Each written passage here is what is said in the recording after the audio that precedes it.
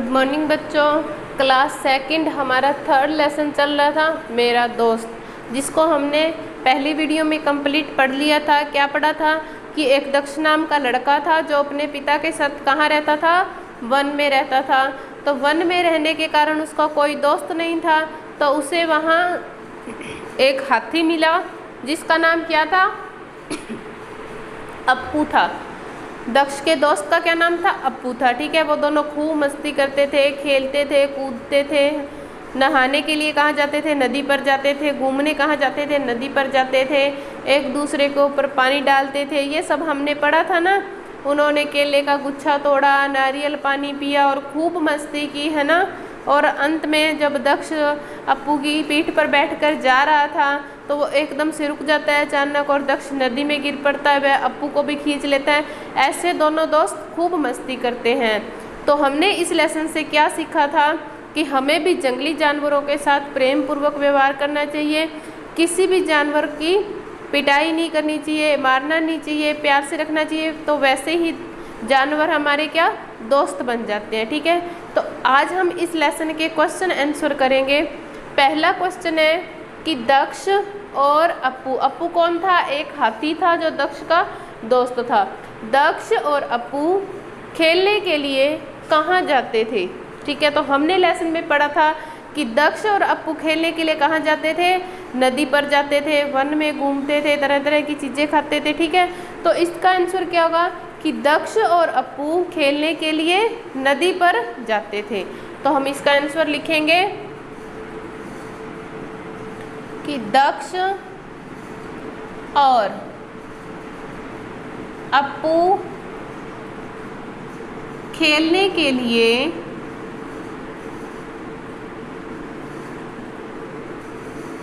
नदी पर जाते थे। ठीक है, दोनों दोस्त खेलने के लिए नदी पर जाते थे। नदी पर जाकर खूब मस्ती करते थे, एक दूसरे के ऊपर पानी डालते थे। हाथी अपनी सूंड में पानी भरकर फुवारे जैसा बनाकर अप्पू पर डालता था। तो इसका आंसर क्या होगा कि दोनों दोस्त खेलने के लिए नदी पर जाते थे। क्वेश्चन नंबर 2 है कि दक्ष के दोस्त का क्या नाम था। इसका जवाब तो आप 1 मिनट में दे सकते हो। हमने 2-3 बार पढ़ लिया कि दक्ष का दोस्त था जो एक हाथी था, उस हाथी का नाम क्या था, अप्पू था। तो दक्ष के दोस्त का क्या नाम हुआ, अप्पू। ठीक है, दक्ष के दोस्त का क्या नाम था, तो दक्ष के दोस्त का नाम अप्पू था। तो इसका आंसर लिखते हैं कि दक्ष के दोस्त का नाम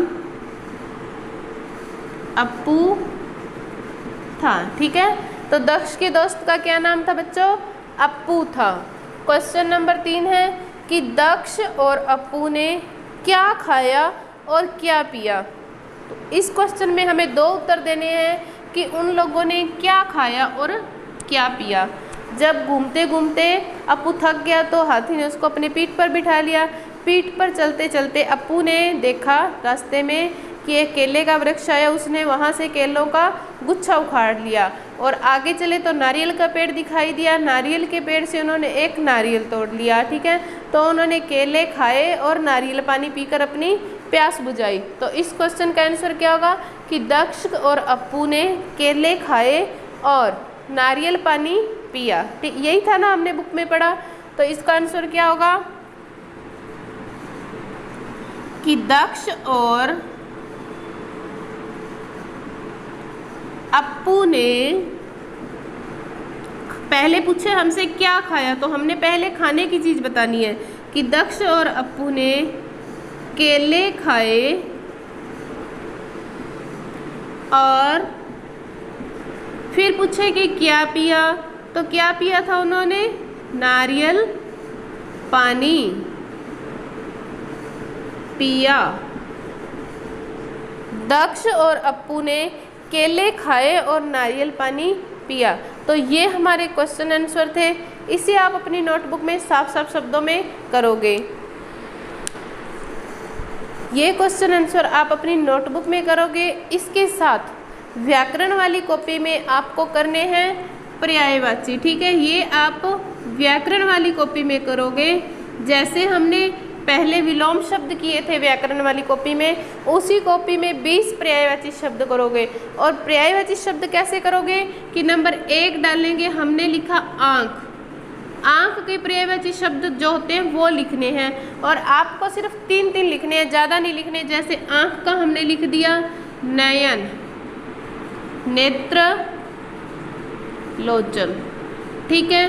तो इस पर्यायवाची की आपको पिक मिल जाएगी, उसमें से आप 20 पर्यायवाची शब्द करोगे। व्याकरण वाली कॉपी में करोगे जैसे हमने पीछे विलोम शब्द किए थे, साफ साफ शब्दों में अपना काम करोगे। ये प्रश्न उत्तर वाली कॉपी में करना है और पर्यायवाची जो है व्याकरण वाली कॉपी में करना है, ठीक है।